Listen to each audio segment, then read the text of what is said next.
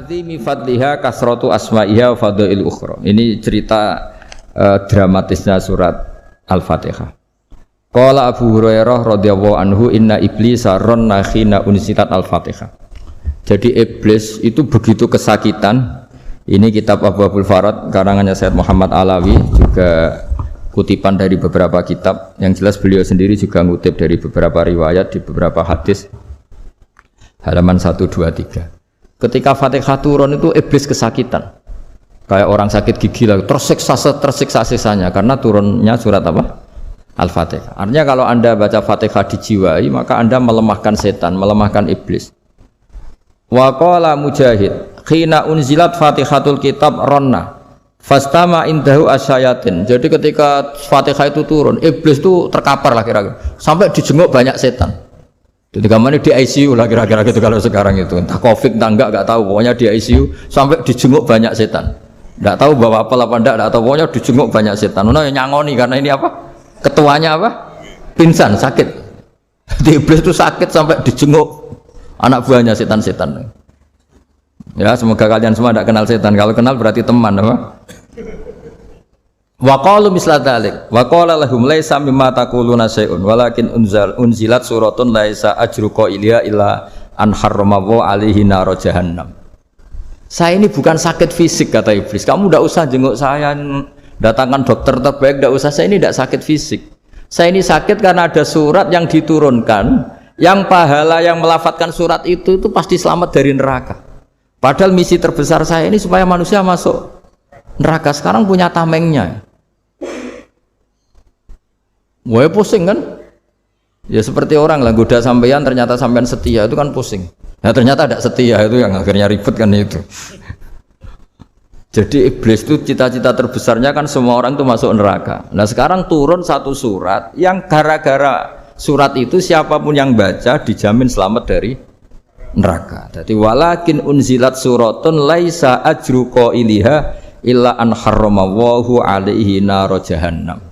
Karena jadi dia shock lah, kalau orang di Jawa itu bilang shock. Aduh sial nasib saya ini umat nggak bisa saya goda lagi karena punya tamengnya tadi punya. Qad batala kaidukum wa makrukum. Rekayasa kalian sekarang itu tidak ada gunanya semua.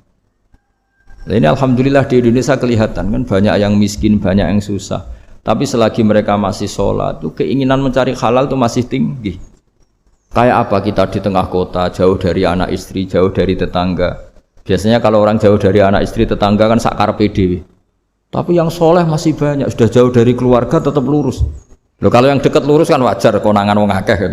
Ini sudah jauh masih lurus. Nah ini nggak lepas dari barokahnya surat apa? Surat Fatihah tadi.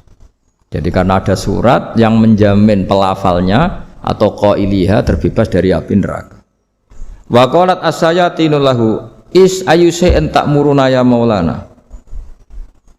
Faqala lahum idhabu wajtahidu hatta tukhfilu qulubahum hatta la yaqulu hadhihi surah. Lalu kita gimana? Jari para setan gitu. Lalu kita gimana? Terus kata iblis, sudah bikin mereka lupa sehingga tidak baca lagi. Selagi masih baca kita pasti keok. Jadi kalau sampean sudah jarang baca Fatihah itu berarti sudah bagian dari kemenangan apa? Iblis. Jadi kalau sampean sudah jarang baca Fatihah itu berarti bagian dari kekalahan Anda, kemenangan iblis. Masih sering baca? Berapa kali?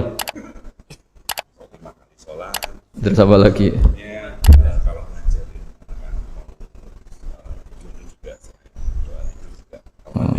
Kok 5 kali tok itu? Berarti pas sholat fardu tok itu?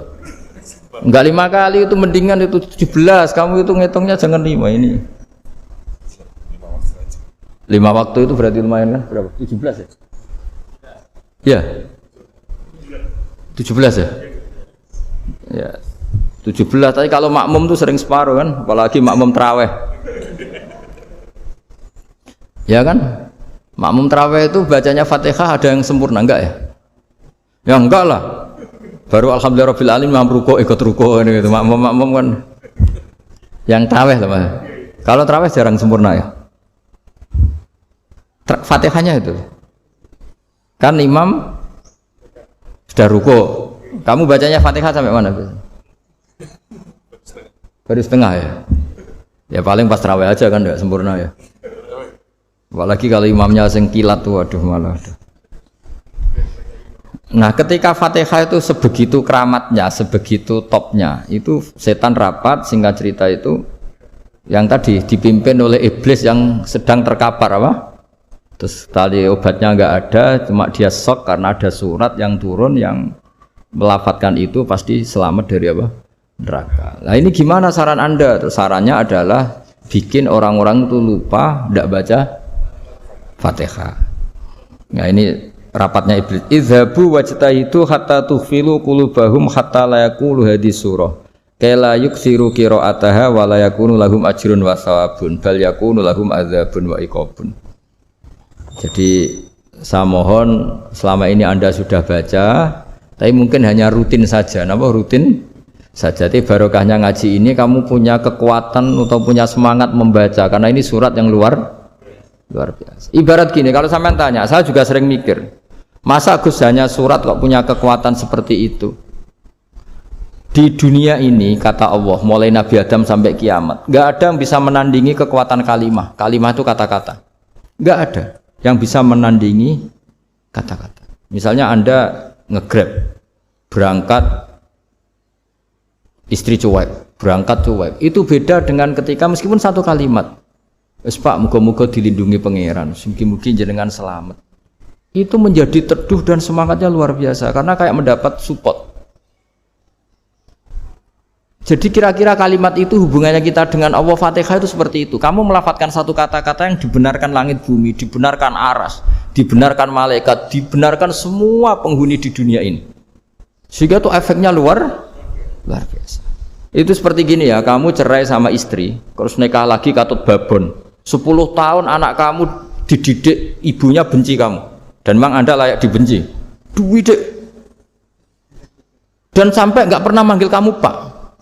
Suatu saat kamu tentu rindu kan ingin dipanggil bapak oleh anak kamu.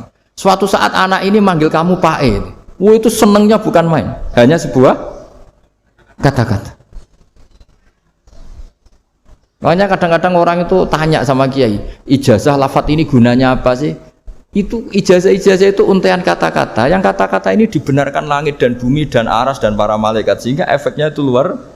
Nah ibarat seperti itulah. Kamu melafadzkan Fatihah itu melafadzkan kata-kata yang dibenarkan Allah dan Rasul dan semua malaikat, semua penghuni langit. Maka ini efeknya pasti luar. Nah di sini lah orang-orang dulu itu tahu keramatnya itu sehingga ketika melawan Belanda, melawan Jepang dulu itu kalimat-kalimat itu menjadi mantra yang luar biasa. Doa yang luar biasa. Tapi di era modern karena orang sudah tidak ngerti itu, dianggap itu mantra, jimat, khurafat, bid'ah, waduh ribet meneh malah. Sebetulnya tidak seperti itu. Memang kata-kata ini kekuatannya luar biasa. Sama kesakitan hati kamu juga karena itu. Ngojek wangilan ya. Lha Pak di bojo kok kowe gagah tok kere. Wah, iku seling terus mesti. Padahal kalimat itu kan tidak melukai secara fisik, tapi apa kerjanya sesuk sarasa-sarasen. Karena terus dengan pengadilan seperti itu kan, ngapain kerja demi perempuan yang seperti ini? Lagi-lagi kata-kata ini luar. Nah bayangkan kalau kata-kata itu adalah kalimat yang diajarkan Allah lewat Rasulnya, lewat malaikat Jibril. Kayak apa kekuatannya? Lah kira-kira Fatihah itu gitu. Kalimat yang baik, kalimatan thayyibah diajarkan oleh Allah dan Rasul. Kayak apa kira-kira kekuatannya? Pasti luar biasa. Wong support yang dikatakan istri kita, anak kita aja luar biasa, apalagi ini support yang diajarkan Allah dan Rasul. Ya makanya saya mohon kalau baca Fatihah, baca kalimat-kalimat thayyibah ketika sholat itu dijiwai. Ya misalnya Rabbana lakal hamdu mil'us samawati wa mil'ul ardi wa mil'u ma syi'ta min syai'im. Engkau zat yang layak dipuji dan pujian ini memenuhi langit dan bumi. Karena kita tahu nggak ada sejengkal di alam raya ini kecuali di situ ada rahmat Allah. Misalnya kamu bisa lewat sampai rumah saya, kamu mungkin anggap biasa saja. Coba kalau ngalami likuifaksi, tahu-tahu bumi ini ambles, bisa ngelewati yang likuifaksi itu luar. Tanyakan orang pernah ngalami likuifaksi di Sulawesi, itu melihat bumi bisa diinjak nggak ambles itu, wah luar. Dan sampean nggak ngalami itu sehingga lewat bumi ya biasa aja. Coba kalau ngalami seperti tidur, biasa aja. Coba kalau ada gempa, Bahwa bumi tenang ini sudah nikmat yang luar biasa. Masa kamu ngakui nikmat nunggu digituin? Ya kan? Nah, makanya baca Fatihah dijiwai lah bahwa ini kalimat yang luar biasa. Saya teruskan. Warwa Muslimun fi sahihihi an Ibnu Abbas radhiyallahu anhuma annahu qala bainama Jibril alaihi salam qaidun dan Nabi itsami anaqidan min fawqi fa fa'ara saufa qala hadza babun minas sama futihal yawma lam yuftah qaddu ilal yaum fanazala minhu malakun faqala hadza malakun nazala ilal ardi walam yanzil qattu illal yauma fasallim wa qala absyir binuraini qad uti tahuma lam yu'tahuma nabiyyun qablak Fatihatul kitab wa khawatimu suratil baqarah. Jadi suatu saat Jibril ini jagongan kira-kira gitu sama Rasulullah. Tahu-tahu langit itu gemuruh. Langit gemuruh kata Jibril terus semuanya ngangkat kepala ke langit. Ini pintu langit baru ini dibuka, yang sebelumnya tidak pernah dibuka seperti ini. Turunlah malaikat, yang malaikat ini pun malaikat spesial, yang enggak malaikat murahan lah kira-kira gitu, yang enggak pernah turun ke bumi kecuali juga saat itu dengan penyambutan yang luar biasa, dengan semuanya tidak pernah terjadi hanya karena surat Fatihah. Jadi ini surat yang luar biasa, pengawalannya lewat malaikat yang spesial, enggak pernah turun di bumi kecuali saat itu, penyambutannya juga enggak pernah seperti itu, baru seperti itu. Jadi semuanya itu spesial. Nah, kenapa ini spesial? Karena di situ ada isi puja-puji kepada Allah Subhanahu wa taala. Ada ikrar kita, alhamdulillahirabbil alamin, arrahmanir rahim. Ikrar ini penting. Kalau contoh paling gampang gitulah. Kamu punya istri selama ini cerewet terus. Suatu saat ngomong, "Pak, tak angen-angen ra ono wong lanang koyo sampeyan." Wah, itu langsung ndak ada lelaki sebaik engkau. Itu sampean senengnya Masya Allah. Karena ada ikrar dari seorang istri ke kamu. Nah, bayangkan kalau ikrar kita sebagai hamba diakui oleh Allah Subhanahu, maka ikrar ini akan dicatat sebagai kebaikan kita yang kita panen nanti di akhirat. Karena ada ikrar. Kita ikrar bahwa alhamdulillahirabbil alamin, kita ikrar ar-rahmanir rahim, kita ikrar maliki yaumiddin, kita ikrar iyyaka na'budu wa iyyaka nasta'in. Sampean misalnya jadi orang Indonesia, ketemu orang Indonesia yang makmur di Jerman, terus lupa Indonesia. Kamu orang Indonesia? Enggak, saya enggak orang Indonesia. Mangkel gak kira-kira? Mangkel. Karena salah ikrar kan gitu. Ya, jadi saya mohon jangan anggap kalimat itu hal yang biasa, tapi luar biasa. Nggih, ngoten mawon. Assalamualaikum warahmatullahi wabarakatuh.